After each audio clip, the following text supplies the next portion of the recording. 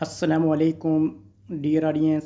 आज जो हम एमसीक्यूज़ करने जा रहे हैं वो इन 8 टॉपिक्स के रिलेटेड है। छोटे छोटे से टॉपिक्स हैं।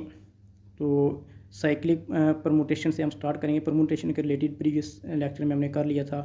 तो आज हमने जो डिस्कस करने हैं एमसीक्यूज़ वो हैं साइक्लिक परमुटेशन के related, transposition, even permutation, odd permutation, order of permutation क्या होती है, इनवर्स ऑफ परमुटेशन क्या होती है, और पीरियाडिक ग्रुप या टॉर्शन ग्रुप क्या होता है, ए पीरियाडिक या टॉर्शन फ्री ग्रुप कौन से होते हैं। ठीक है, तो इनके रिलेटेड एमसीक्यूज़ हैं। तो आज का लेक्चर बहुत ही इम्पॉर्टेंट है, तो वीडियो को एंड तक लाजमी देखिएगा।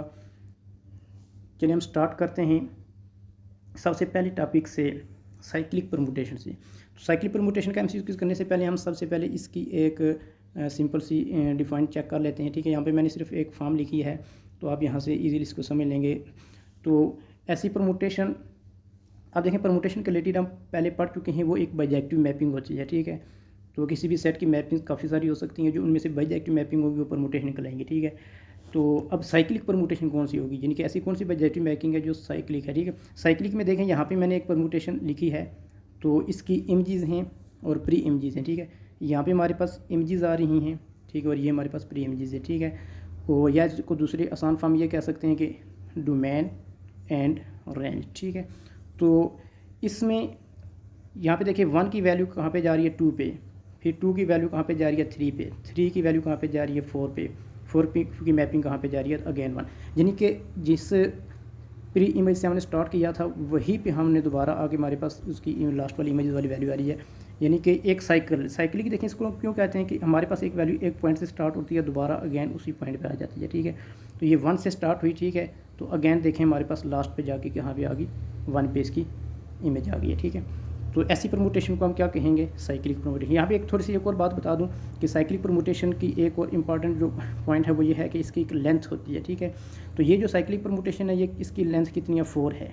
ठीक है, इसी तरह से इसकी लेंथ इंक्रीज़ भी हो सकती है, डिक्रीज़ भी हो सकती है। ठीक है, बड़ी लेंथ वाली भी साइक्लिक परमुटेशन हो सकती है, छोटी वाली भी, जितनी यहाँ पे उसकी वैल्यूज़ आ जाएंगी। ठीक है, हमारे पास इमेजेस में, प्री इमेजेस में, ठीक है, वो हमारे पास उसकी क्या आ जाएगी, लेंथ आ जाएगी। ठीक है, तो इसी तरह अगर हम इसको 6 तक ले जाते हैं, अगर एलिमेंट्स को, ठीक है, उसकी लेंथ 6 हो जाती है, 8 तक ले जाते हैं उसकी लेंथ 8 हो जाती है। चलिए हम स्टार्ट करते हैं आज का फर्स्ट एमसीक्यूज़। ठीक है, कि यहाँ पे देखें मैंने एक स्टेटमेंट लिखी है, if 2 cycles act on then they commute. ठीक है, अब यहाँ पे देखें परमुटेशन के रिलेटेड एक अहम प्रॉपर्टी ये होती है कि कम्यूटेटिव प्रॉपर्टी होल्ड नहीं करती।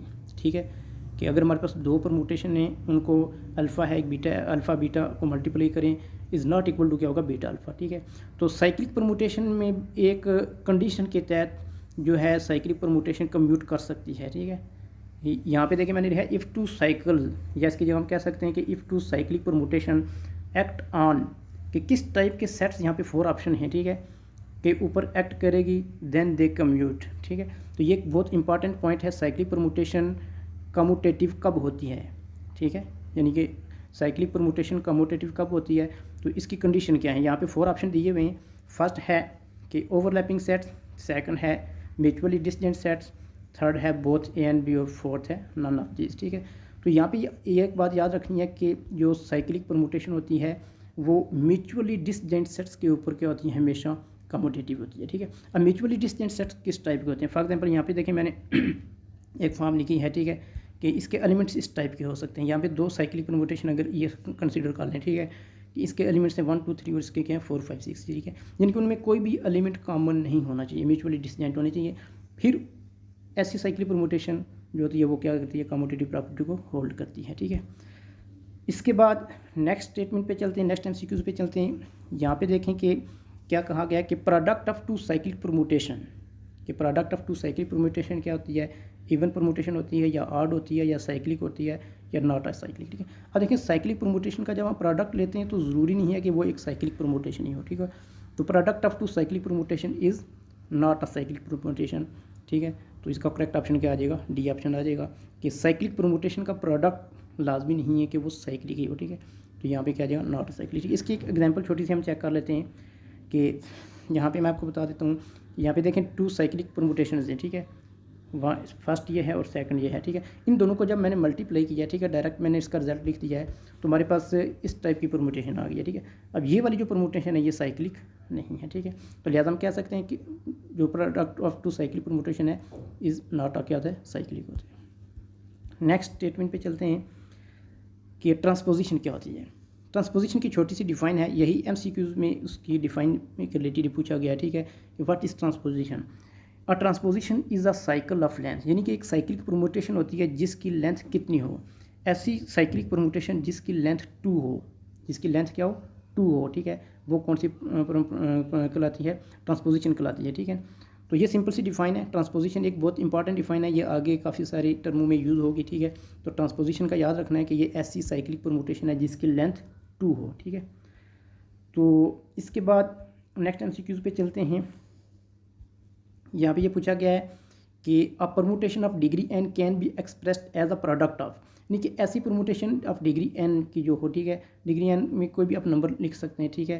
तो can be expressed as a product of, ये बात आपने याद रखनी है कि कोई भी परमुटेशन ऑफ डिग्री एन जो है उसको आप in the product of cycle भी रिप्रेजेंट कर सकते हैं, in the product of transposition भी रिप्रेजेंट कर सकते हैं, और in the product of permutation की फॉर्म में भी उसको लिख सकते हैं, ठीक है। तो यहाँ पे करेक्ट ऑप्शन हमारे पास इसका क्या आ जाएगा, ऑल ऑफ दिस, ठीक है। ये बहुत इंपॉर्टेंट एक थ्योरम है, ठीक है, या थ्योरम के 3 पार्ट समझ लें, ठीक है। A permutation of degree n can be expressed as a product of cycle, as a product of transposition and also as a product of permutation. तो ऑल ऑफ दिस ये इसमें करेक्ट ऑप्शन आ जाएगा। Next MCQs पे चलते हैं। यहाँ पे देखें कि ये पूछा गया है कि इवन परमुटेशन और ऑड परमुटेशन के रिलेटेड है ये वाला MCQs. In S4 group of permutation number of even permutation क्या होगा, ठीक है। अब देखिए नंबर ऑफ इवन परमुटेशन, यहाँ पे एक बहुत इंपॉर्टेंट पॉइंट आएगा, ये जो S4 लिखा हुआ है, ठीक है। तो यहाँ पे n की जगह हमारे पास क्या है, 4। ये प्रीवियस लेक्चर मैंने देखा था कि S4 में पहले हम देखेंगे टोटल नंबर ऑफ परमुटेशन होंगी कितनी। तो 4 है तो 4 का फैक्टोरियल, इसका फार्मूला क्या आता है कि 4 का हम क्या कर लेंगे, फैक्टोरियल ले लेंगे। 4 का फैक्टोरियल किसके इक्वल होता है, 24। तो टोटल नंबर ऑफ परमुटेशन कितनी होंगी, 24। लेकिन इस क्वेश्चन में टोटल नंबर नहीं पूछा गया, यहाँ पे क्या पूछा गया है, नंबर ऑफ इवन परमुटेशन। अब टोटल 24 हैं तो इवन परमुटेशन कितनी होंगी, तो इसका फार्मूला क्या होगा, ठीक है। इसका एक सिंपल सा बेसिक सा फार्मूला आपने याद रखना है। तो ये ऑड परमुटेशन के लिए भी सेम फार्मूला होगा और इवन परमुटेशन के लिए भी, ठीक है। तो ये फार्मूला क्या है कि आपके पास जो नंबर गिवन हो n फैक्टोरियल डिवाइडेड बाई क्या कर दें, 2, ठीक है। अब यहाँ पे n की जगह हमारे पास क्या है, 4 फैक्टोरियल, ठीक है। तो 4 का फैक्टोरियल हमारे पास कितना होता है, 24, ठीक है। तो 24 डिवाइडेड बाई क्या करने, 2। तो हमारे पास करेक्ट ऑप्शन क्या आ जाएगा, 12 आ जाएगा, ठीक है। तो ये एक बात याद रखनी है, n जो होता है इसमें वो ग्रेटर दैन इक्वल टू क्या होना चाहिए, 2 होना चाहिए, ठीक है। तब आपने ये फार्मूला अप्लाई करना है। इसके बाद नेक्स्ट एमसीक्यूज पे चलते हैं। यहाँ पे ये पूछा गया है कि which of following is even permutation. अब देखें पिछला क्वेश्चन थोड़ा डिफरेंट है, तो उसमें नंबर ऑफ परमुटेशन थी, ठीक है। अब यहाँ पे कुछ परमुटेशन गिवन है आपको, ठीक है। आपने इनमें से बताना है कि इवन परमुटेशन कौन सी होगी, ठीक है। यहाँ पे एक और डिफाइन हम यूज़ करेंगे, इवन परमुटेशन कौन सी होती है, ठीक है। कोई भी आपको परमुटेशन गिवन हो, ठीक है, तो आप उसको क्या कर लें, ट्रांसपोजिशन में कन्वर्ट कर लें। तो जितनी नंबर ऑफ ट्रांसपोजिशन उसकी बनेगी, अगर नंबर ऑफ ट्रांसपोजिशन इवन है तो इवन परमुटेशन होगी, अगर number of transposition odd number है तो ऑड परमुटेशन इसमें आ जाएंगी, ठीक है। तो इसमें पूछा गया विच of the following is even permutation, ठीक है। तो इसमें हमें क्लियरली नज़र आ रहा है कि हमारे पास जो बी ऑप्शन है इसमें हमारे पास दो देखें ट्रांसपोजिशन कौन सी होती है, ऐसी साइक्लिक परमुटेशन जिसकी लेंथ 2 हो। इसमें देखें 2 साइकिल बन रहे हैं। फर्स्ट क्या कर रहे हैं, 1 की वैल्यू 2 पे जा रही है, 2 की 1 पे, 3 की 4 पे, 4 की 3 पे, ठीक है। तो 2 ट्रांसपोजिशन इसकी बन जाती हैं, ठीक है।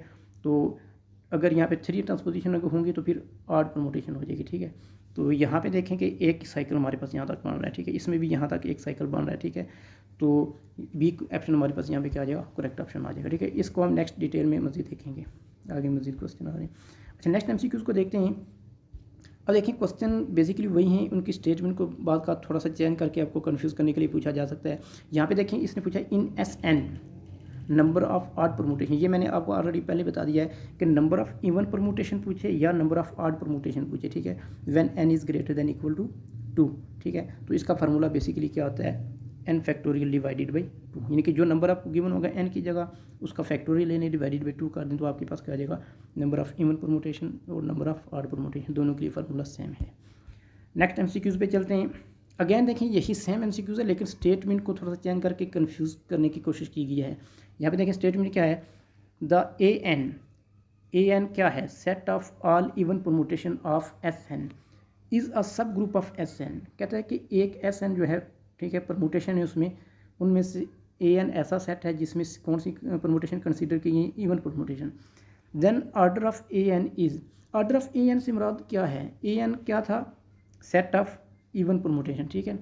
तो इसका मतलब क्या हुआ कि उसने पूछा then order of A N का मतलब क्या है कि हमने टोटल बताना है कि set of all even permutation उसमें कितनी होगी, ठीक है। तो दूसरे लफ्ज़ में यही पूछा गया है कि नंबर ऑफ इवन परमुटेशन कितनी होगी, ठीक है। सिर्फ क्वेश्चन को चेंज करके कंफ्यूज करने की कोशिश की है। तो फार्मूला अगेन वही होगा हमारे पास, n फैक्टोरियल डिवाइडेड बाई 2, ठीक है।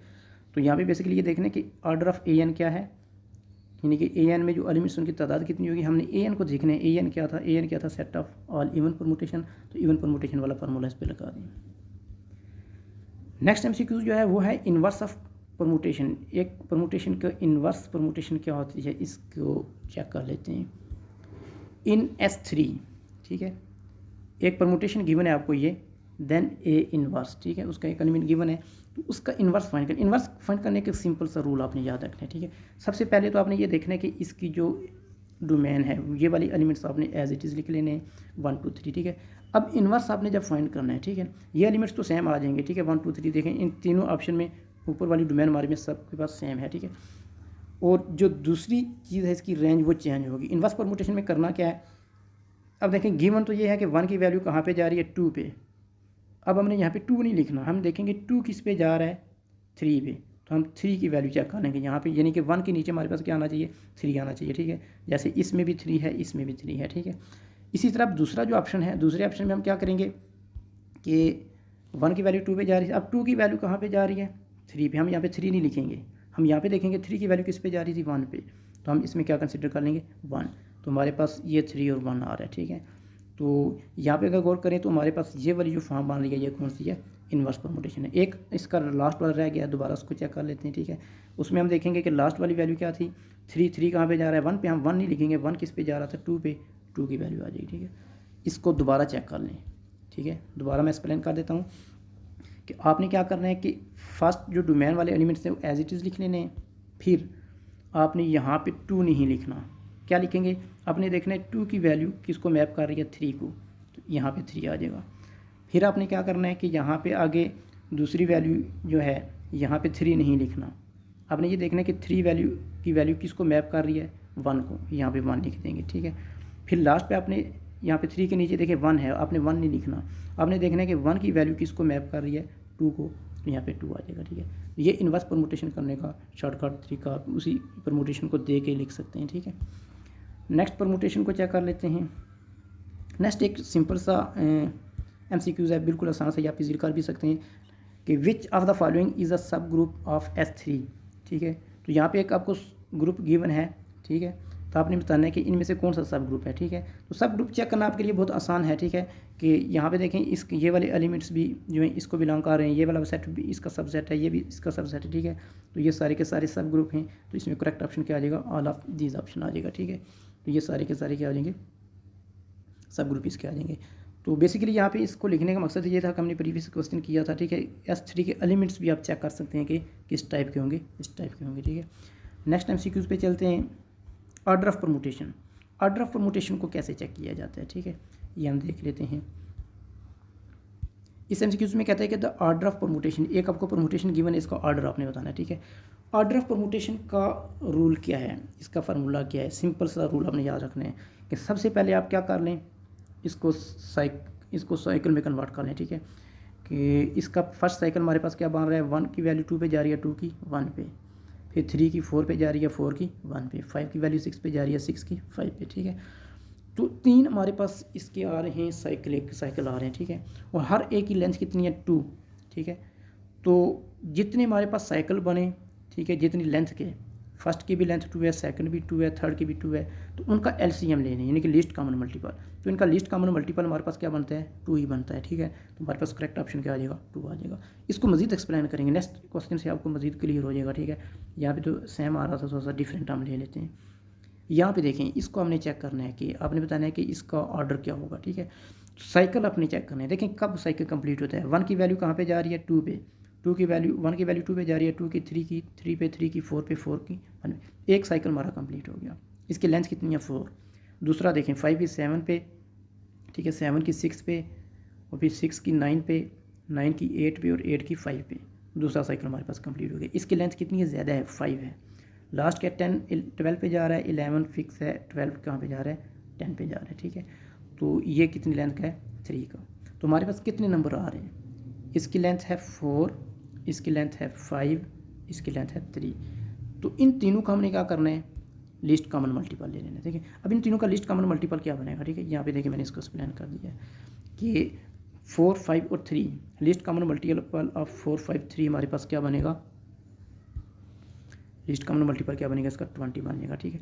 तो आपके पास जितनी लेंथ के साइकिल उस परमुटेशन के होंगे उन सब का क्या करना है, लिस्ट कॉमन मल्टीपल ले लें, तो वो आपके पास क्या आ जाएगा, ऑर्डर ऑफ दैट परमुटेशन, ठीक है। तो यहाँ पे जो हमारे पास करेक्ट ऑप्शन कौन सा बनेगा, जो प्रीवियस क्वेश्चन था, ठीक है। तो 20 हमारे पास आ रहा है, तो बी वाला ऑप्शन क्या होगा, करेक्ट होगा। तो यहाँ से आपने देखना है कि आपको जो भी परमुटेशन गिवन हो उसको साइकिल में कन्वर्ट करें, ठीक है। फिर जितनी लेंथ के वो साइकिल हैं, 3 है, 5 है, 4 है, जो भी हैं, ठीक है, उनका क्या करना है, लीस्ट कॉमन मल्टीपल। तो जो लीस्ट कॉमन मल्टीपल होगा वही उस परमुटेशन का ऑर्डर होगा। नेक्स्ट MCQs पे चलते हैं। The only idempotent element in a group, ये एक सिंपल सा कॉमन सा क्वेश्चन है कि ओनली आइडेम्पोटेंट एलिमेंट जो होता है किसी भी ग्रुप में वो कौन सा नंबर होता है, आइडेंटिटी एलिमेंट ही होता है, ठीक है। इसके बाद नेक्स्ट MCQs पे चलते हैं। पीरियडिक ग्रुप या टॉर्शन ग्रुप के रिलेटेड ये एक MCQs है, ठीक है। इनकी डिफाइन भी आपको समझ आ जाएगी कि a group all of whose elements are of finite order is called, ठीक है। ऐसा ग्रुप जिसके तमाम एलिमेंट्स किस ऑर्डर के हों, फाइनाइट ऑर्डर के हों, ठीक है, तो वो कौन सा ग्रुप कहलाता है, पीरियडिक ग्रुप कहलाता है, ठीक है। इसको पीरियडिक ग्रुप भी कह सकते हैं, टॉर्शन ग्रुप भी कह सकते हैं, दोनों फॉर्म इसको आप एक्सप्लेन कर सकते हैं, ठीक है। तो ये करेक्ट ऑप्शन आ जाएगा। इसके बाद नेक्स्ट इसके ऑपोजिट हम चलते हैं, यानी कि ऐसा ग्रुप तो हमने देख लिया जिसके तमाम एलिमेंट्स का ऑर्डर फाइनाइट हो, तो वो तो पीरियडिक या टॉर्शन होगा। और इसके ऑपोजिटली हम चेक करते हैं क्या है, a group in which every element except the identity has infinite order. पिछले क्वेश्चन में क्या चेक किया था कि हर एलिमेंट का ऑर्डर क्या फाइनाइट हो, वो तो टॉर्शन ग्रुप होगा या पीरियडिक होगा। अब इसमें क्या है कि ऐसा ग्रुप जिसमें आइडेंटिटी को छोड़ के, ठीक है, एक्सेप्ट द आइडेंटिटी एलिमेंट, ठीक है, अगर हर एलिमेंट का ऑर्डर क्या हो, इनफाइनाइट हो, तो ऐसे ग्रुप को हम क्या कहेंगे, ठीक है।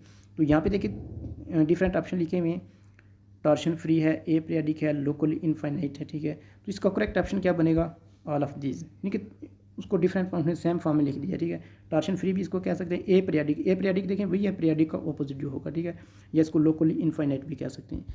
तो लिहाजा इसका करेक्ट ऑप्शन हमारे पास क्या आ गया है, डी आ जाएगा, ऑल ऑफ दीज, यानी कि ऐसा ग्रुप जिसमें आइडेंटिटी के सिवा हर एलिमेंट का ऑर्डर इनफाइनाइट हो, ऐसे ग्रुप को आप क्या कह सकते हैं, टॉर्शन फ्री भी कह सकते हैं, ए पीरियडिक भी कह सकते हैं, लोकली इनफाइनाइट भी कह सकते हैं। नेक्स्ट MCQ है कि देखिए दो चीज़ें तो हमने देख ली कि एक ऐसा ग्रुप जिसके एलिमेंट्स का ऑर्डर फाइनाइट हो, वो तो हो गया टॉर्शन या पीरियडिक, जिसका ऑर्डर आइडेंटिटी के सिवा इनफाइनाइट हो गया टॉर्शन फ्री या लोकली इनफाइनाइट या ए पीरियडिक। अब ऐसा भी तो हो सकता है कि जिसमें कुछ फाइनाइट हों और कुछ इनफाइनाइट हों, ठीक है। अब इस तरह की स्टेटमेंट आ गई है, if a group is neither periodic not torsion free, यानी कि ऐसा ग्रुप जिसके तमाम कुछ एलिमेंट्स जो फाइनाइट ऑर्डर के हों और कुछ एलिमेंट्स इनफाइनाइट के हों, यानी कि तो मिक्स हों, तो नाम से ही जाहिर है, तो ऐसे ग्रुप को आप क्या बोलेंगे, मिक्स्ड ग्रुप, ठीक है। ना तो वो टॉर्शन फ्री हो और ना ही पीरियडिक हो, ठीक है। तो ऐसे ग्रुप को हम क्या बोलेंगे, मिक्स्ड ग्रुप। चलते हैं आज के लास्ट MCQs की तरफ, ठीक है। यहाँ पे मैंने एक एग्जांपल लिखी है ताकि इसके रिलेटेड आपको ये क्वेश्चन क्लियर हो जाए। Which of the following group with binary operation of ordinary addition is torsion free, torsion free कह लें या इसके 2-3 और नाम भी हैं, ठीक है, लोकली इनफाइनाइट भी कह सकते हैं, ठीक है, ए पीरियडिक भी कह सकते हैं। तो कौन सा होगा, तो यहाँ पे देखें कि ये सारे के सारे सेट ऑफ इंटीजर भी आ जाएगा, रियल नंबर भी आ जाएगा, कम्प्लेक्स नंबर आ जाएगा। करेक्ट ऑप्शन हमारा क्या आ जाएगा, ऑल ऑफ दीज, यानी कि टॉर्शन फ्री का मतलब क्या है, except identity element each element has order infinite, ठीक है। इन तमाम में आप चेक कर सकते हैं कि आइडेंटिटी के सिवा हर एलिमेंट का ऑर्डर क्या होता है, इनफाइनाइट होता है। तो करेक्ट ऑप्शन इसका क्या आ जाएगा, ऑल ऑफ दीज। तो आज के MCQs हम यहीं तक रखते हैं, वीडियो काफ़ी लेंथी हो जाएगी। तो नए ऑडियंस से गुजारिश है कि मेरे चैनल को सब्सक्राइब कर लें और साथ बेल वाले आइकन को प्रेस कर लें ताकि मेरी नेक्स्ट आने वाली वीडियोस आपको मिल सकें। और इसके साथ साथ ये वीडियो आपको अगर आपको पसंद आई है तो लाइक कीजिएगा, कमेंट भी कीजिएगा और शेयर भी कीजिएगा। Thank you. अल्लाह हाफिज़।